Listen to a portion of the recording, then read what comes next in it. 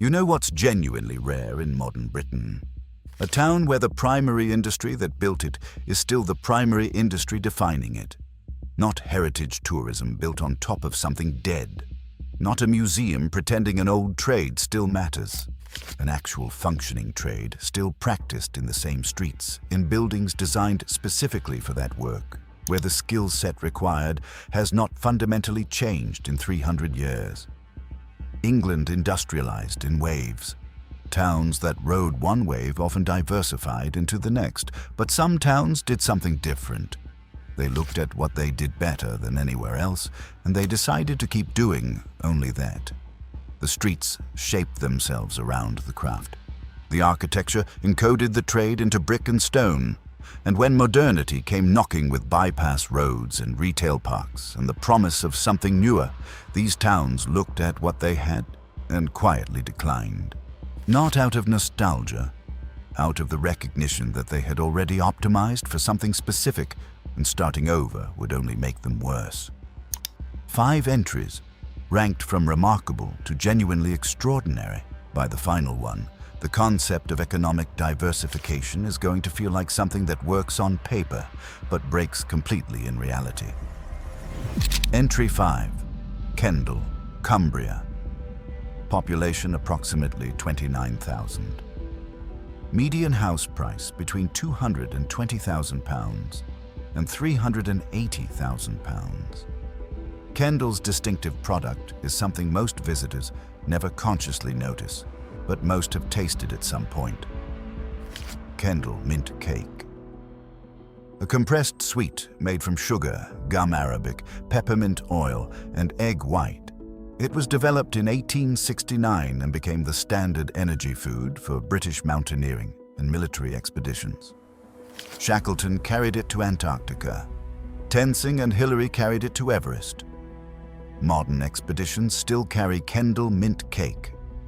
The manufacture requires specific knowledge, the precise ratio of ingredients, the exact timing of the mixing, the cooling process that creates the distinctive texture. Multiple manufacturers attempted to replicate it and failed. The recipe proved to be specific to something about Kendal. The water, or so the story goes, or perhaps it was simply that the craftspeople who knew how to make it properly were in Kendal and trained only within the town. The trade persists despite the possibility of manufacturing Kendal mint cake anywhere on Earth. It persists because the name is tied to the location, because the knowledge is localized, because customers specifically want Kendal mint cake made in Kendal by people connected to the tradition. The manufacturers have been content to maintain a local, high-margin product rather than attempt to scale into mass production. A modest factory, a modest retail operation, but economically meaningful. It creates employment. It provides a unique product. It anchors a local identity that tourists recognize before they even arrive in the town. The streets of Kendal reflect this. It is a market town that retained its character through the 20th century, partly because no industry arrived to transform it. The medieval street pattern survives. The market square still functions as a market. The mint cake production is almost invisible, but it is genuinely there, still being made the way it has been made for 150 years. The trade-off is that Kendal is geographically isolated from major cities. It is economically dependent on outdoor recreation tourism in Lake District proximity. The mint cake production alone could not support the town, but as one element in a diversified economy that includes tourism, agriculture, and small-scale manufacturing, it provides continuity that suggests something authentic is happening here rather than simply recycled heritage. Entry 4, Honiton, Devon. Population approximately 5,500. Median house price between £280,000 and £400,000. The lace-making trade here dates to the 16th century when Flemish weavers brought the craft to England. Honiton became the center of British bobbin lace production. By the 18th century, the town was producing lace that rivaled anything manufactured in Europe. Then, mechanical lace production arrived and rendered handmade lace economically marginal. The town contracted. Factories closed. Young people left. By the mid-20th century, Honiton lace was a dyeing craft practiced by a handful of elderly women whose fingers carried knowledge that had nowhere to go. And then something unexpected happened. The craft became valuable precisely because it was difficult, because it could not be mechanized, because a piece of authentic Honiton lace represented hours of specialized labor that a machine could never replicate. The market segment that survives is small, but it is wealthy. Honiton lace is commissioned by royal households, by museums, by collectors willing to pay premiums that make the craft economically viable. A lace maker in her early 70s, whose mother taught her the craft in the 1960s when the trade was collapsing, described the moment when she realized this skill would not die completely, but would transform. Rather than declining to zero, Honiton lace entered a different market. Instead of being a commodity produced in volume, it became a luxury craft product. The town has arranged itself to serve this trade. A small cluster of lace makers operates out of historic properties. A lace museum occupies a converted townhouse. Visitors who come specifically for the lace create a secondary economy. Georgian streets retain their character partly because no developer ever reached Honiton with a large enough development proposal to justify demolition. The trade-off is that Honiton is small and getting smaller in absolute terms. The lace apprenticeships are few. The market for handmade lace, while robust at premium prices, cannot employ the number of people it once did. The town has accepted permanent smallness as the alternative to extinction. Walk through Honiton and you feel that. Georgian terraces with windows dark because the population could not fill them. But the streets have a particular quiet that suggests this is a choice the community made consciously, rather than something that happened to it. Entry 3. Shepton, Mallet, Somerset. Population approximately 10,000. Median house price between £280,000 and £400,000. Shepton, Mallet is the centre of British cider production. Apples from the surrounding Somerset orchards have been pressed into cider here for centuries. The trade is not glamorous, it is not trendy, but it is persistent and economically functional. The town is surrounded by apple orchards that supply the cider houses.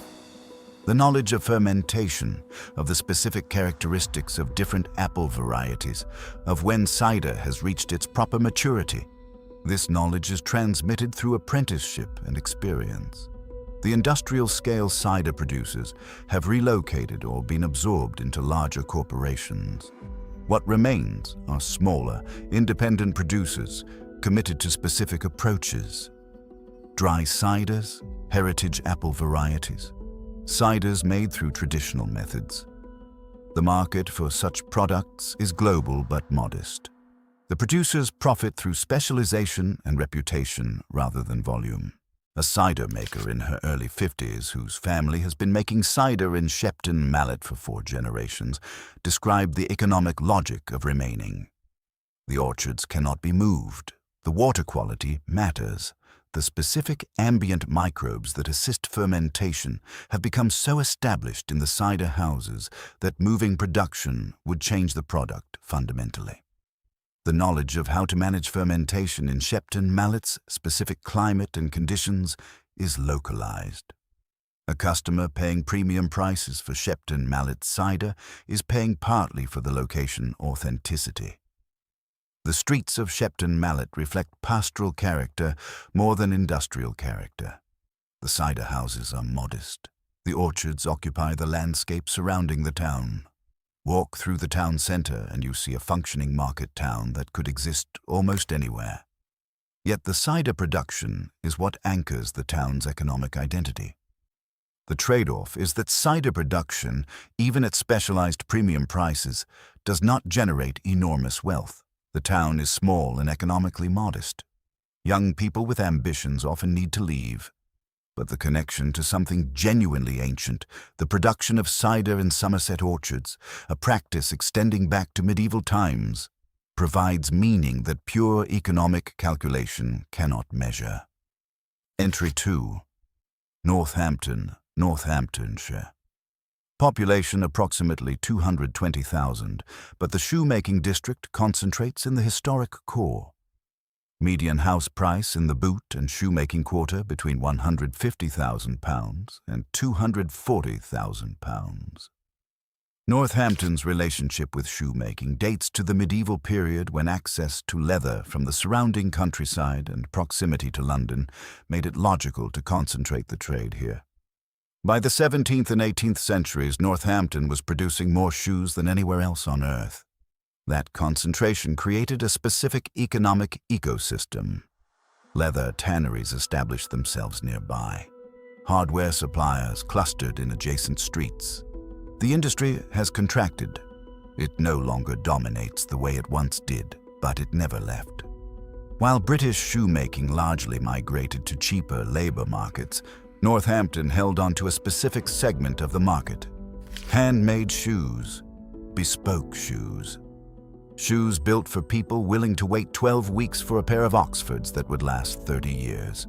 A master shoemaker in his late 50s described the economic logic of remaining. Handmade shoes require apprenticeship. The apprenticeship requires geographic proximity to the master craftsperson. The craft knowledge cannot be transmitted at distance. A customer commissioning bespoke shoes wants to visit the workshop, to see the leather being cut, to understand the specific choices being made. Northampton is convenient for London clients, for wealthy rural buyers, for people who value the tradition of British shoemaking. Try to establish a bespoke shoemaking operation anywhere without that accumulated knowledge and that concentrated customer base, and you're competing not with other shoemakers, but with their accumulated reputation. The streets around the shoemaking quarter have a specific quality. Many of the Victorian and Edwardian terraces have larger windows on the ground floor than is standard for residential housing. These were workshop windows, places where shoes were stitched and finished and displayed. Many have been bricked up as the buildings converted to residential use, but the traces remain. The architectural evidence of what these streets were built for is literally written into the stonework. The trade-off involves accepting that economic contraction is real. The grand factories that once employed hundreds have closed. The most prestigious makers have relocated to London or other cities. What remains is a specialized, high-value segment. There is a particular melancholy to walking streets that once employed thousands and now employ dozens. It is not destitution. It is the feeling of a place that made an optimized choice for a specific market and is living with the consequences of what happens when that market contracts. Entry 1. Sheffield, South Yorkshire. Population approximately 300,000 across Sheffield, but the historic cutlery district concentrates in specific neighborhoods. Median house price in the cutlery making quarter between £140,000 and £220,000. Sheffield steel cutlery is globally known. That reputation is built on something specific: the city's water sources, originally crucial for the grinding of steel. The coal deposits that powered the forges, the geological advantage that made Sheffield the optimal location for steel production in England. None of those advantages are particularly relevant anymore. Electric grinding exists. Coal is not the energy source of choice. Modern steelmaking happens elsewhere at lower cost. Yet Sheffield cutlery manufacturing persists at the premium end of the market. A Sheffield knife can cost £200. A fork from a Sheffield maker can cost more. These prices reflect specialized labor, precise finishes, heritage reputation, and the refusal to compromise on material quality. The production methods are often traditional, hand finishing touches that machines cannot replicate. The knowledge of how steel should feel, how a knife should balance, what makes a particular piece of cutlery superior. This knowledge is transmitted through apprenticeship, and the apprenticeships happen in Sheffield because that is where the knowledge concentrated. The streets of Sheffield's historic cutlery quarters are architecturally distinctive. The workshops were designed for specific production methods. The narrow courtyards that once housed dozens of workshops now house a handful. The chimneys no longer smoke. The grinding wheels are silent. Yet the knowledge encoded in those spaces remains. I spoke with a master cutlery maker in his late 60s whose family has been making cutlery in Sheffield for 5 generations. He described the absolute commitment required to remain despite economic pressure to relocate to cheaper labor markets. The apprenticeship cannot be shortened. You cannot learn the craft quickly. You cannot outsource quality control to people who do not understand the specific standards Sheffield cutlery represents. Every knife that leaves his workshop carries his reputation and the reputation of Sheffield. Walk through Sheffield's historic cutlery district and you feel the weight of that reality. The workshops that remain are small, the equipment is partly vintage, maintained because replacing it would be economically impossible. The production is meticulous because mistakes are expensive when you are making objects by hand. The people who work here have made a choice. They could be making more money doing something else, something easier, something that did not require mastering a craft that takes a decade to learn properly. Instead, they are choosing to remain in Sheffield, in the place where their skill reaches its apotheosis, making objects that people around the world will carry and use and value for their entire lives. Here is what connects all 5 of these towns. They did not survive because they were protected. They survived because they were good at something specific, and they refused to do anything else. The cider makers could have pivoted to apple juice. The cutlery makers could have relocated to cheaper locations. The lace makers could have licensed their designs to industrial producers. The shoemakers could have mechanized completely. Instead, they held on to something.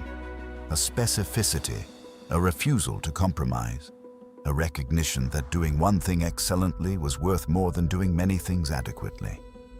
These 5 towns are economically modest. Their populations have not expanded. Their per capita incomes would not satisfy an economist measuring prosperity by standard metrics. But they persist. The knowledge persists. The streets retain their character. The apprenticeships continue. Young people still learn trades that previous generations learned. The connection between a place and what it produces remains intact. Walk through Sheffield and you can commission a knife made by hand, using methods refined across centuries. Walk through Northampton and a craftsperson can build you shoes that will last decades. Walk through Shepton, Mallet, and you can taste cider produced using practices specific to that location for longer than anyone can count. These are not theme park experiences. These are functioning economics built on the recognition that certain kinds of excellence require specific places and deep commitment. If you have ever lived in or visited a town like this, one of the places still committed to doing a single thing well, tell me in the comments what you observed. What did the specialization feel like? Did the town feel constrained or did it feel purposeful? If this gave you a perspective on economic specialization that you did not have before, consider subscribing. We cover economic history that surface-level content skips, not because it is obscure, but because understanding what it actually means requires sitting with the details long enough to understand how knowledge, geography, and commitment shape the places we inhabit.